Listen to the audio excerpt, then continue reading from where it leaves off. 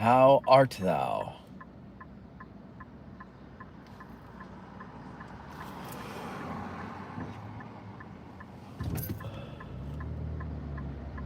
It is 84 degrees at 9:40 in the morning, which means to me that, well, it means that it's warm. That's what it means. And I'll enjoy the day. A little hazy. There's a slight humidity in the air, so we're getting into the hazy, hot, and humid days of summer, which of course I love. I love. Yes, yes. Oh, it's so humid. It's sticky. Oh, sweaty armpits. Yeah, yeah, yeah. Way to feel alive. That's the way to feel alive, folks. All right. I mean, let's be honest. When you're shivering and freezing and bundled up, that's death. That's death. You're gonna, by the way, when you're in the ground, you think you're ever gonna be warm again? I mean, you'll be dead, but still, it's an eternity of wet coldness. No, thank you. Give me warmth. All right, so we're going down Middle Street. We're gonna head out to the West Confederate Avenue.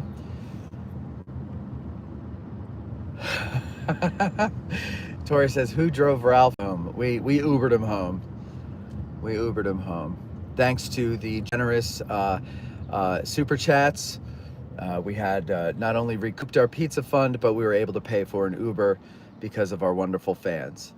See, that's the thing. Super chats go to more than just pizza, ladies and gentlemen. Sometimes they go to driving inebriated guides home. No, in all seriousness, lest anybody think that was all real, that is a prop bottle filled with apple juice. I learned this while I was watching a Dean Martin documentary. You know, as Dean said himself, if I drank as much as you guys thought I'd be dead a long time ago. He drank, but he didn't drink on stage until the second or last show of the night. And it was Martinelli's apple juice that he had in those whiskey bottles. And so he said, let's do that, and Ralph, just pretend to get drunk. Hi, Matt, you going to be at CWI Friday when it starts? Indeed, Donald. Come say hello if you see us. I will be there. Might have some t-shirts if you want to grab some. Yes, we'll be there, and we'll be setting up probably around 3, and then we'll just kind of mingle and go to whatever's going on, you know, all the opening stuff. And I think there's one lecture. I don't know, you know, it's funny. There's a lot of things that I just notice over the years doing all this stuff. One is I don't know if I'm lazy or I just have learned that I can't keep track of a lot of stuff. So I don't go by schedules, you know.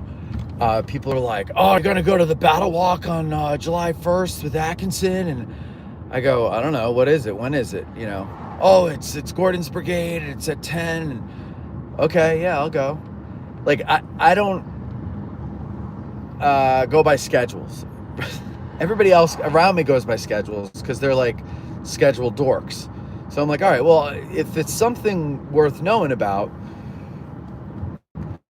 I'll hear somebody talk about it, or they'll ask me about it. And usually that works out, but a lot of times I find out about something after the fact. So it's my own damn fault for not, you know, being on top of things. But I just can't keep up with that shit. I can't keep up with schedules. I don't know what I want to do until the day of. Which is why, like, you know, people are like, oh, you know, I know it's November, but I'll be out in July. Can you do this? Well, I appreciate you thinking of me so far out. And I said, I don't know what I'm going to be doing in July. You know, maybe. But in June, there might be something important. Not that you're not important, but you know what I mean. It's not a social call. That's business, and I got to do it. So I have to do that. And then people understand that and everything. But I'm just very... and then, you know, a therapist told me once, and she's convinced I have ADD, she's like, she goes, you definitely have ADD. She goes, like, does this statement make sense to you? For a person with ADD, there's two times. There's now and not now. And I said, absolutely. That is how I run my day. And she's like, yeah, you've got ADD. So I go, well, whatever. I've obviously had it for all this long, and even though it, you know, even though it wasn't recognized in my day, and so I was yelled at by my teachers and parents for being lazy and don't want to do anything and everything. But meanwhile, it's like I just couldn't start my brain to get on the stupid task that you've put before me, that you think is important, but I'm like, this is a waste of my time. And by the way my life has worked, I was right. It was all a waste of time. Do you remember algebra? Anybody remember algebra? No. What did it teach my brain to do? I don't know, because I don't do it. I don't do it. So, yeah. Good morning, Getty's Nerds. Phil Fucus says, good morning, Matt. Barbara, good morning. Wundermonkey says, you know what hazy, hot, and humid means, right? Harleys. There you go. There you go. What do you do to... Go ahead. There's Jody Wilson from the Battle of Gettysburg podcast. What are you pushing people into the road for? You know, I could have run him over. Sorry, sir. She just tried to kill you. She said, get in the middle of the road. There's a guy coming here right now. If I'd known it was you, I would have scared you. I was looking the wrong way. She said, don't worry, just get in the middle. Just work. Yeah, don't worry. What are just you go. doing? It's He'll hot stop. out here. What are you doing? Well, that's why I'm in the air conditioning. Yeah. What are you doing? I'm George Rich. I'm Matt Callery. Nice to meet you. He produces Addressing Gettysburg. Great. Yeah, it's another podcast. You're meeting all Yet these another. famous people. Well, that's why Famous we're here. only in Gettysburg, but that's okay. Right, It's the only right. place Gettysburg that matters. famous. Actually, no, I'm not famous in Gettysburg. Jim's famous in Gettysburg. I'm only famous out of Gettysburg. I could be standing Is that naked your in the fan middle club? of the square and no one will recognize me. No. Part of your fan club? No. Yeah, the Yeah, whole thing. yeah. I wish. It was fun. Mike Lentz came in the museum like before he came to see you guys. We were just sitting there talking. He's like, "Oh, I guess I should go upstairs." I'm like, Well, oh yeah, that was yesterday. yeah, because you Yeah. know how I always like research all the Guess your people car's who have like scandals. Don't let her push you in front of them. I'll see you later. Bye.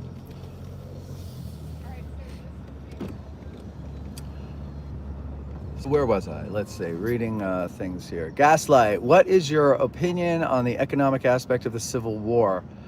Also, have you read the book Ways and Means? My opinion of the economic aspect of the Civil War is not worth sharing because I don't really study the economics of the Civil War. The only thing first of all, economics make my eyes go cross no matter what era we're talking about. I don't understand how anybody figures that shit out, number one. So I steer clear of it whenever it comes up.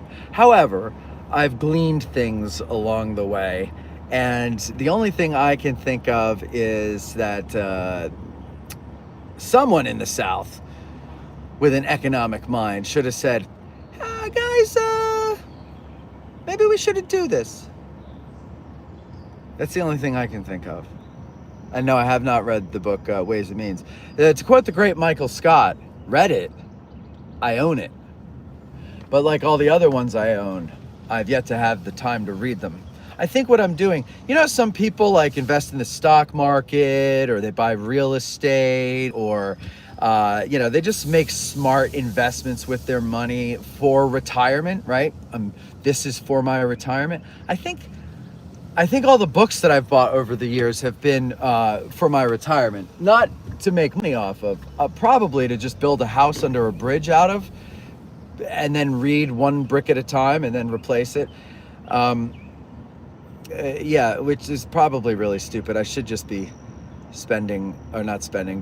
putting my money away in things. But you know what? I don't know. I don't. Again, economics. What the fuck do I do with it? What do I do with it? And of course, anybody who knows what to do with it, they're not going to talk to you unless you're a millionaire. Number one. Number two, they're going to want you to pay them, and it's like, well, all right, fine, but like, are you going to make it work for me or what here? Like, I'm willing to live a Spartan life if I'm socking away money that's actually going to do something for me and do something real. Like, at this point in my life, I'm like, you know what? F it, right? I'll probably die a pauper anyway. I might as well do something risky with the money, but I need somebody who knows risky things to do with it. $40 million just sitting in the bank, ready to be invested. Somebody else's bank. I mean, not mine.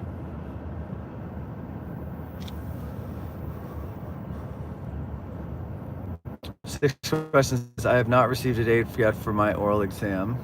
Did somebody ask, or are you just coming in and declaring that so that nobody asks? That's a good strategy.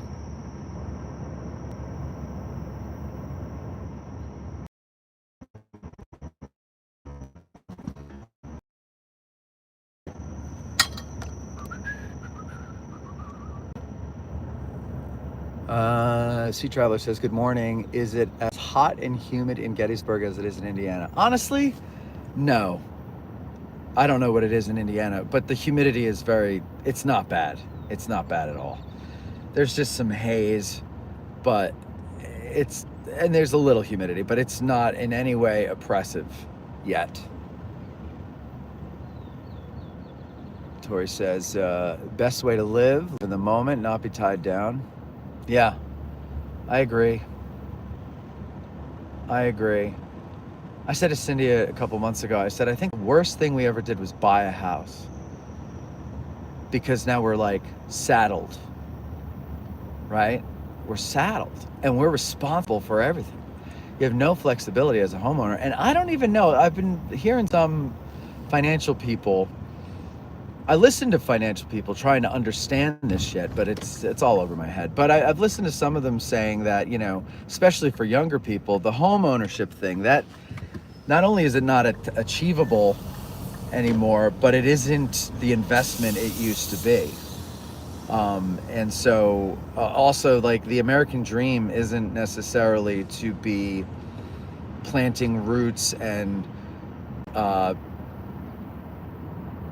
saddled, I'll use that term again, with a house and everything like that. The dream is to be flexible in your career, flexible in where you live, and renting is the way to do it. Also, like, if you're smart, you rent, and then the money that you would have been spending on a mortgage, the extra money, you would put away into something that would actually do better for you in retirement. That's what this one guy was saying. And the problem is that a lot of rents now are as much as or more than a mortgage. I mean, that's why we bought, because all the rents were about as much as a mortgage. And so we're like, we might as well own the house. We're going to be paying somebody's mortgage as our rent, which is basically what they were doing. So, yeah. But again, I freaking know. You know, the fact that I can add 10 plus 3 in my head is a miracle. And frankly, that's only possible because there's a 0. Makes it easy.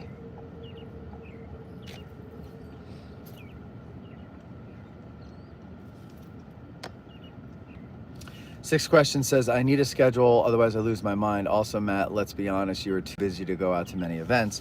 Yeah, but Mike, it used to be when we started that, like, part of my being busy, like part of the job was going to events, like getting out and about and in the community and seeing what's going on and all that stuff. And the real, like, bitch of it all is that the minute this really started to become a business, like, business stuff started taking up more of my time than actual product creation. And yeah, so that changed things, and it sucks. Like, I miss, you know, like, I saw a Ranger the other day and I go, who the hell is that?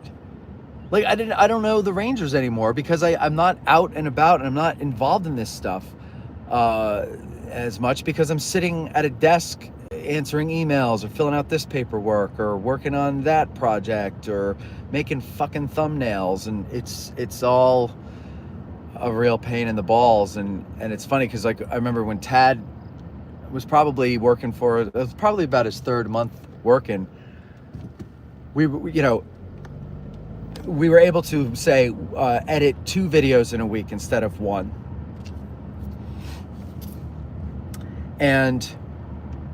But in doing that, that means all the ancillary work that goes with putting in a video, thumbnails, audio versions, all that other stuff still needs to be done, but that needs to be done double. But I had a meeting to go to, or I had a show to record, or whatever the case may be. There was always something else that had to be done. So really we were getting like 1.5 videos done.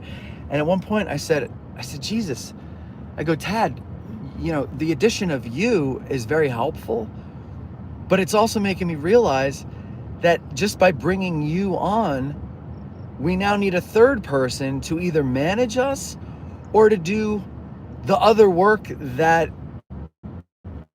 comes along with the amount of work that we have to, like, it's just, there's always more. There's always a need for more. There's always more time taken. There's always more work to be done.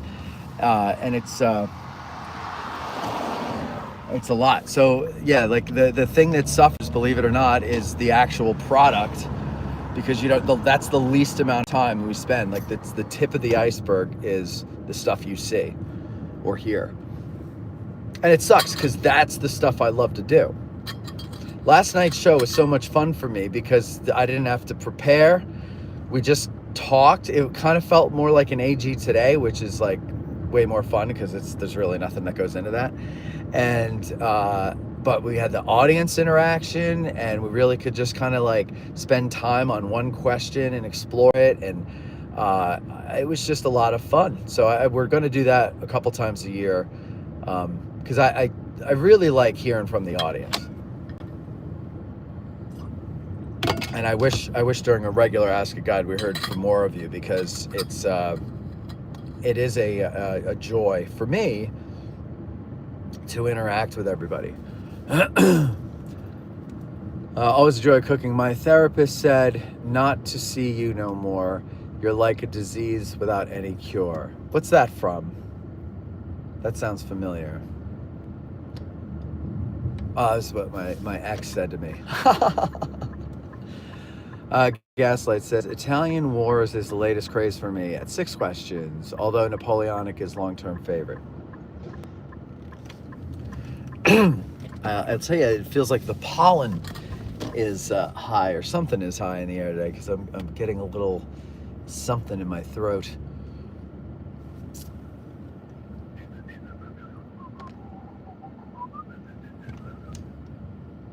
Matt, thank you very much for the coffee.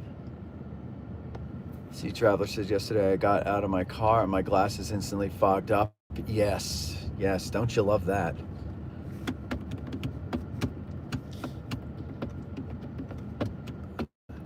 Tori says, I still think ADD is natural and everyone has it, really. Back in the 80s, everyone got tossed that by the schools. Not that school was boring, God forbid, squirrel. Yeah. What? Yes. School was tremendously boring. I think ADD is natural for sure, and I don't think it's actually a disorder. I think it's a disorder when you want everybody in society to be a robot, and you don't want people to think for themselves. When you're trying to kill individualism, when you're trying to kill free thought, then yes, ADD is a bad thing. But I believe probably, and that doesn't mean I think everybody with ADD is a genius, but I think a lot of the geniuses of history in the art world, artistic ventures like music or film or painting or whatever it is, I think some of them, if not all of them, have some degree of ADD, and necessarily so, because the brain has to be open to everything. And I think that's what ADD really is that whatever those, like if you think of the watertight doors on the Titanic, you know, if like normal people have watertight doors that shut off when you need to compartmentalize and focus, and you need to focus on one thing, all the other things shut off, and they won't receive any of the stimuli or whatever that's out there. Whereas somebody with ADD, they're always at least open to crack. And then sometimes, I don't know, something comes in one of the doors and you're like, oh, that's a little more interesting here. But I think it keeps the brain sharp. It dulls it in other ways, but it keeps the creative brain sharp. I mean, if you've ever gone to an office like that is set up for creatives, for example, I've been to, when I first went and had my first meeting with Coronation Media, I got a tour of the place, and the offices where they have the editors are, every one of them is like basically like the person's bedroom. It's very personalized. There's colorful things in there. There's one girl had stuffed animals in hers, skateboard, like just things that are for play, and creative people need to play. Because it's out of play where ideas come. And so, yeah, I think ADD is a tool depending on what it is that you do. It's only a problem, it's only a disorder in a situation where you have to conform, I think. But if you can be lucky and you can squirm out of all of the confines, all the straitjackets that your teachers or your parents or later your employers try to put you in, and if you can genuinely like march to your own drum and find a way through life on your own terms, ADD might actually help. Although I wonder if I might be rich now if I didn't have ADD. I don't know. And I'm actually afraid to get rid of it or manage it, because like my doctor had offered to like put me on medication, and I go, I don't know if I really want to. I don't, I mean, I've lived with it this long, and while it's been a bit of a struggle, now that I know I have it, I don't really care. And I wonder if I get rid of it, do I kind of lose my edge, which I'm already losing anyway because I'm getting old. So like, why do I want to dumb myself down and be like everybody else? Not that I think I'm better than everybody, but you know what I mean? Like, I don't want to fall in line. I want to do my own thing, and it seems to be working for me, so I'm going to continue to do it. And I'm afraid that if I try to manage it or medicate it and it'll go away, then it'll be. But I don't know. I haven't explored it because it's not really a concern of mine.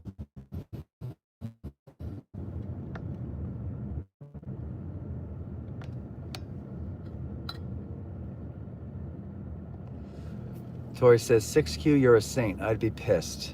Yeah, I would too. Well, that's another thing. I've said this before. Another reason why I know I never was cut out to be a guide.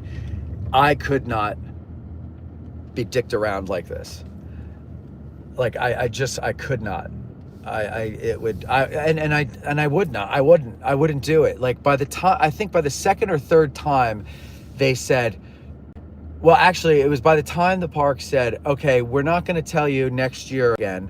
We're going to say, we'll let you know when we're going to do it. And then years passed. When they finally got to that point, I was like, F it. I'm just going to take the exam blind and see what happens when it comes.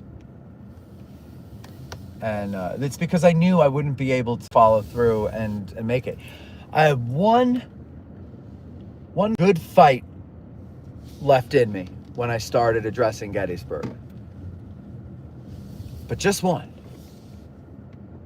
And that's it. So the patience, the focus, all the stuff that it takes to study to be a guide and pass the exam, all that, I spent it on addressing Gettysburg up and running and continuing and hopefully growing. So yeah, he is a saint. They're all saints. All these people that can put up with this, I mean, they're dedicated.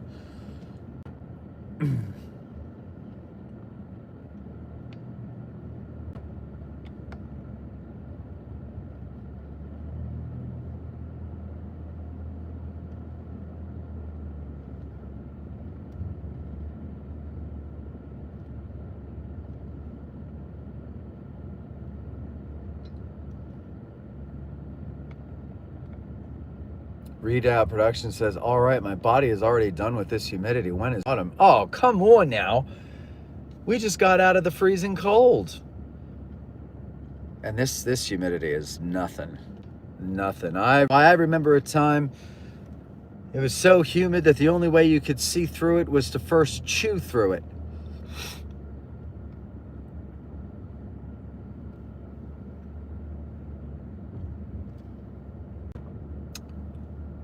Kevin says, Matt, now you hold your own events. Oh, yeah. I guess I do. Okay. But I'd still like to go to other events. I still would. I always go, well, I do go to ones I'm invited to. And maybe that's the difference. Yeah, you know what? Maybe there is a bit of a snobbery now that I think about it. Like, I'll go if I'm invited by the people who throw it, but if I'm just one of the crowd and I have to buy a ticket, I won't go. It's kind of dicky, isn't it? No, but it isn't, because I could talk about it on the show. Like, that's the thing. It's like and then I could rave about it, and then my listeners would go to the next one. So there's a payoff, a trade-off. So no, that's not dicky. I have something to offer. Okay, forget it. It's a bit of a long story, but happened when I was stationed in Cherokee. Oh, when you got struck by lightning? Readout says, but Matt, this is why you have Little Ground Top Coffee, to keep you going. What's this thing called sleep? That's a good point. I got to tell you.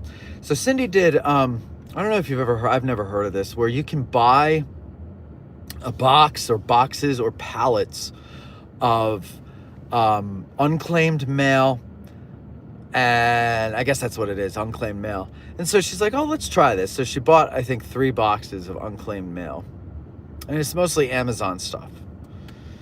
And it was mostly crap. Most of it was, we gave most of it to the Goodwill. But there was 23 jars of magnesium gummies. And I'm like, oh, well, let me try one. So I tried one. The recommended dosage was 2, but I popped what I thought were 2 in my mouth. It was actually 3, because 2 of them were stuck together. And I didn't realize this was the magnesium that relaxes you. So I was like, I couldn't understand why, like, I was dopey like an hour later. And but let me tell you something. Ever since then, I've been taking it before bed, not overdosing on it, but taking the right amount. And I have had wonderful sleep. Wonderful sleep. So yeah.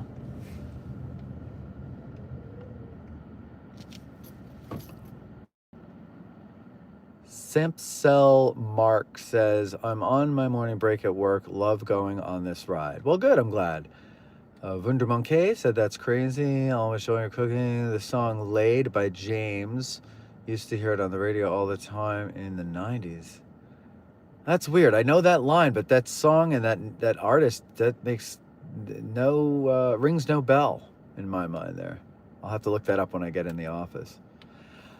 Dirt Bikes says, enjoyed Ask Ralph last night. Was a great show. My favorite part of the battlefield is also the Stewart Monument. Correct. You are correct, sir. That was so funny. We said, this is why I love having Mikey be on the show, because we'll sit there before the show and we're like, all right, is there any way we can mess around with the audience or have fun with everybody, or some kind of joke we can pull? And sometimes we got something, sometimes we don't. So Mike had an idea. I forgot what the idea was. And I go, no, that's too involved. Why don't we just do this? We'll just make it simple. We ask them, what's your favorite part of the battlefield? They give us the answer. And no matter what they say, we go, wrong! And move on. So we're like, okay, great. And so right before we started, we told Ralph. Ralph was already six glasses of bourbon in the... into the night. And so I guess he forgot. Actually, I think he was actually playing into it, if I'm not actually, I have to stop at Walmart, excuse me. So yeah, I came in here to check if Tad was here. I told him to get here at 10. Every day I tell him to get here at 10, right? I think he thinks getting to the Gettysburg area at 10 and then stop at Rofo and get your bacon and then show up at 10:30. And of course, if he were here, he would say, well, you don't show up till 10:15 or whatever because you're doing a driving video.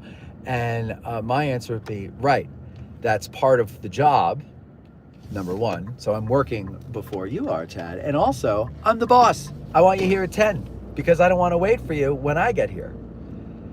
And so we'll have that conversation today. We'll have that conversation. But in the meantime, I need to stop that with Scott Hancock riding his bike there. In the meantime, I'm going to stop by at Walmart and get some Tums because I have heartburn from that pizza. You know, we were talking the other day how I did the fat shot. You're not supposed to have pizza, so but it's my guilty pleasure, and I force myself to have it. But the problem is, I get really bad heartburn now for like 48 hours afterwards because I guess, I don't know if the fat shot shrinks your stomach or the fact that you're not eating as much actually shrinks your stomach.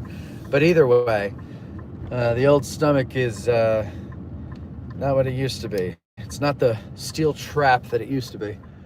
It's now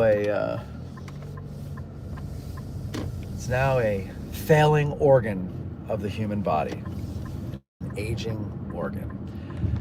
Matt Gillespie says, ADD isn't a problem if you're still functioning in society. You're functioning just fine, Matt. Yeah, and that's right. And I think, I mean, I'd be functioning differently if I didn't have it. And maybe I'd be the CEO of some big company. But I doubt that because I never really had an interest in that.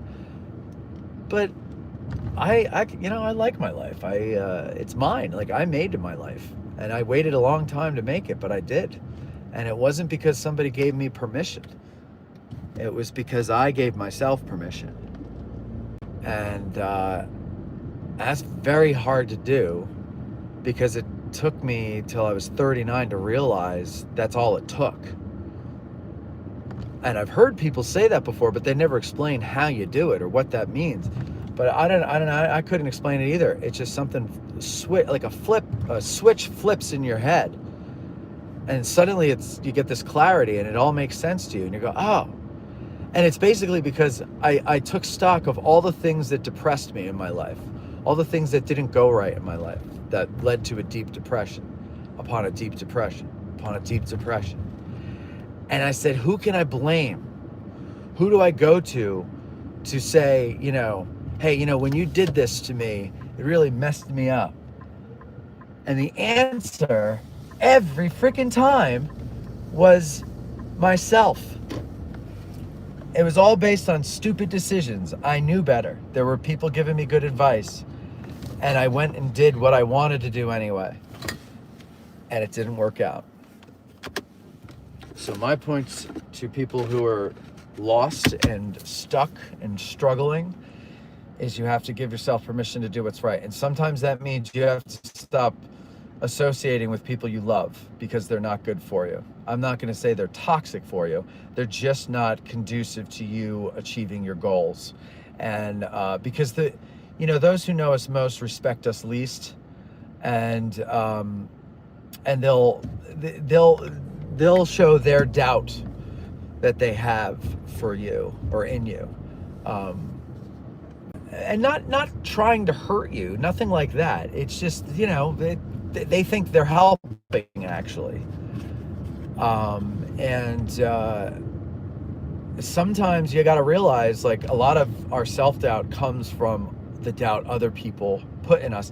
And they only put it in us not to be malicious, but because they think they're helping.